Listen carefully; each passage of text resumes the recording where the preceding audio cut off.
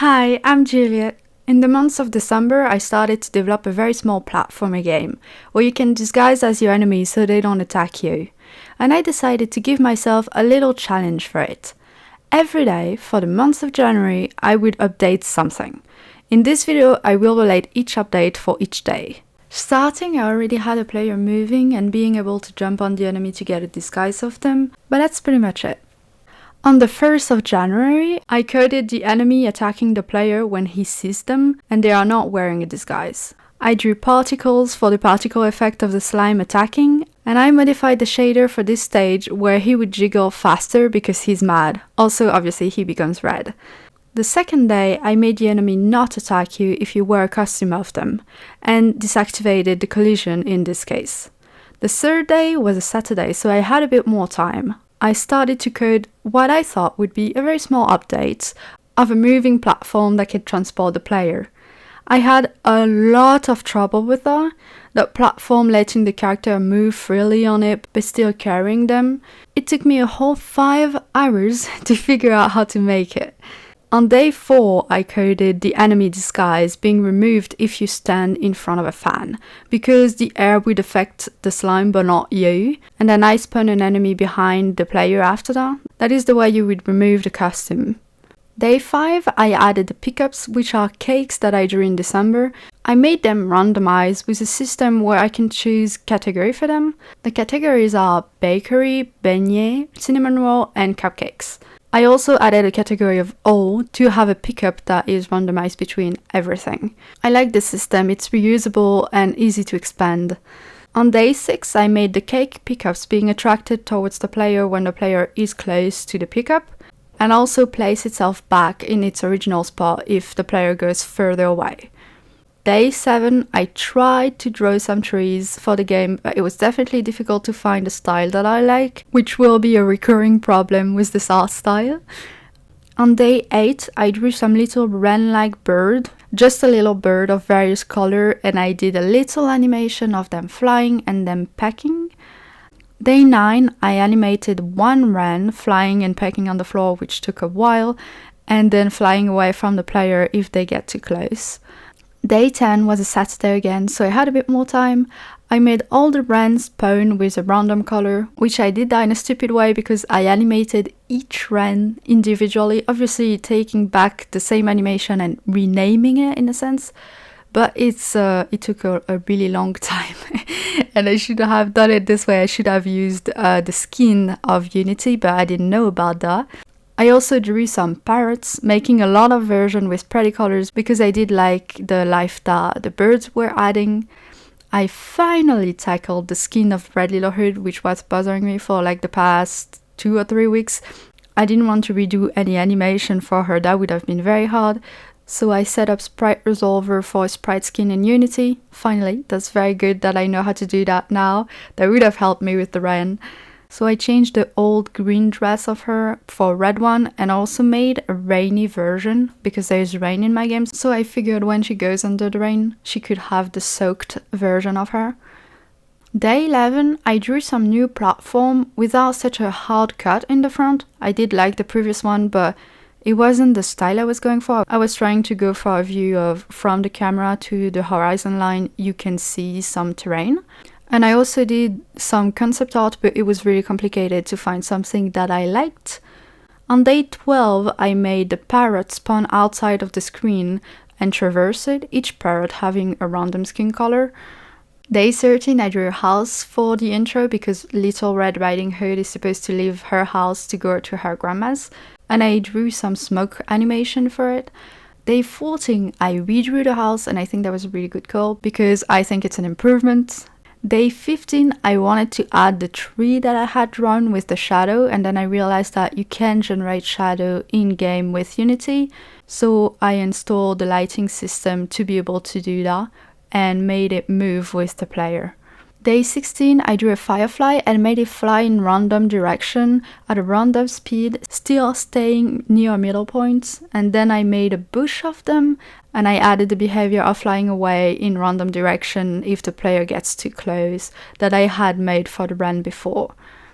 Day 17 was the first day of the weekend. I refactored the whole code to use state machine for the movement system because I didn't do that before.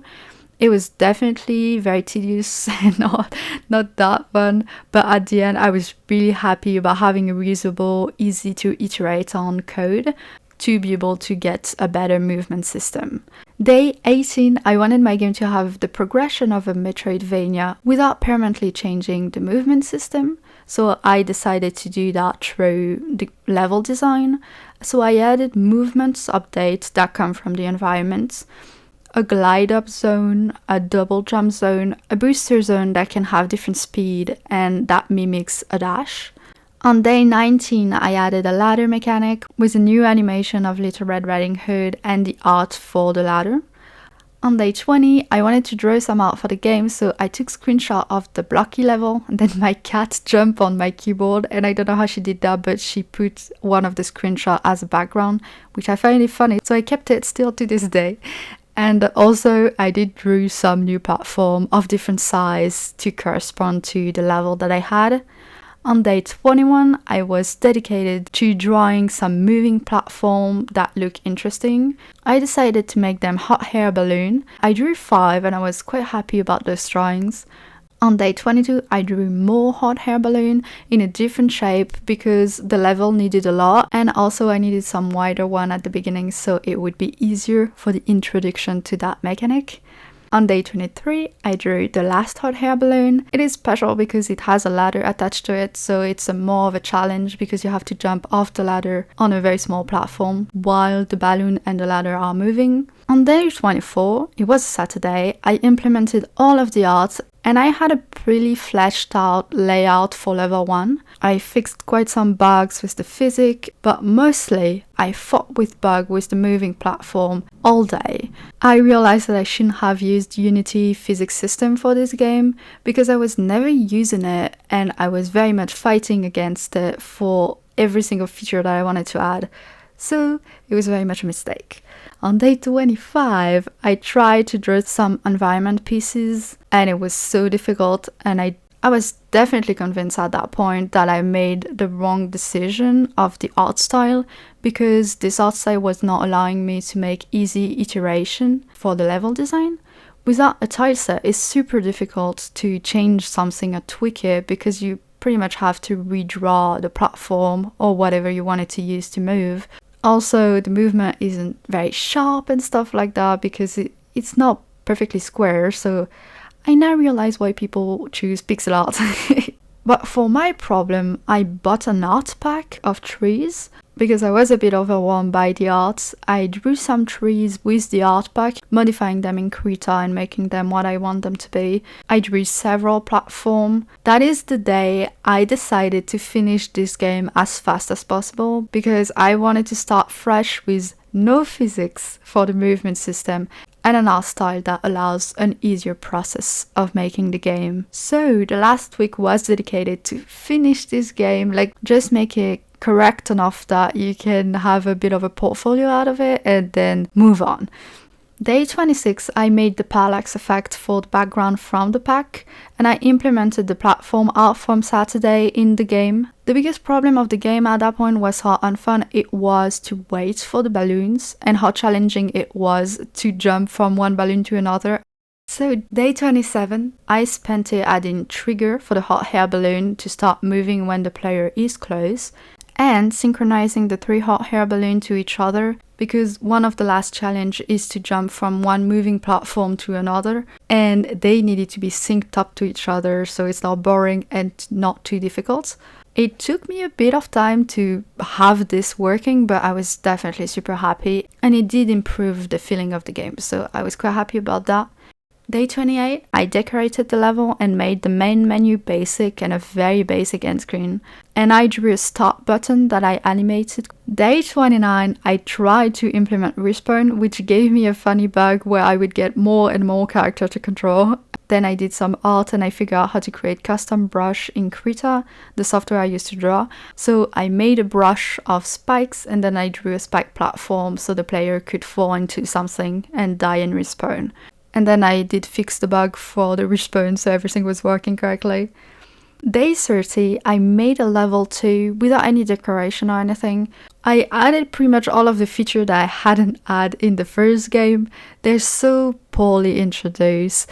It's almost a show off of the features more than a level. You would pretty much need one level to explore each feature. So there is the enemies, which is supposed to be the main feature of that game.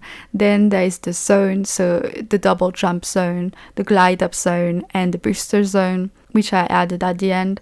I did add the fact that you can try them out in a safe way and then try them out in a difficult way, but still, that's not good game design for sure. I was just trying to finish the game. I also drew a quit button that I animated for the main menu. Day 31 was the last day, and thankfully it was a Saturday. I was determined to finish the game this day. I started by drawing the background for the main menu. I made the UI for the cake count, and I made the character eat a cake every 20 seconds. That was always going to be the scoring system. In a sense, if you collect a lot of cake, you get a better score, and if you go faster, you get a better score. So I like this system. For this, I made her arm having independent animation from her legs. Then I spent a couple hours decorating level 2, and I built the game. In the end, this is my game. I really liked making the game, but it's definitely harder to work on something once you're convinced that you have bad foundation for it. I know that it's a trap in game dev to always want to restart because you learn along the way, but I do think that it's also good to not sink an immense amount of time into beginner mistakes. Because when I chose to use the physics system to move and this art style, I hadn't made the game yet, so I hadn't realized how incorrect that was. And I don't think it would have been good for me to sink more and more hours into something where I'm like, I would gain more time starting from scratch. In a sense, I think it's good when you're starting to only make small games, so you can make those mistakes and not be punished by it. Also, having a hand-drawn art style is really not compatible with trying to learn how to make good levels. A hand-drawn art style is more for accomplished game designer because you kind of need to know where you're going before you use it. Here's my 3 negative lesson learned. Don't use physics system if you don't need it because you'll just end up fighting against it the whole way through. Don't use hand-drawn art style if you're a beginner in level design. And don't draw tons of assets before you know what your game is going to be about, because there is a lot of assets that I had drawn and that I just didn't use. And to finish, here is my positive lesson learned. First of all, making a game is really fun. Second of all, making reusable code allows to invent mechanic faster. Third of all, I enjoy the polish aspect of a game, stuff that serve no purpose, like making the different birds, the firefly bush, the rain, her outfit changing to a soaked one under the rain, her disappearing in the hot air balloon baskets. All of those details I had so much fun making. So now I know that I like coding, art, and polish. I definitely want to make another game one day, and I'm super happy to have made this one. Bye!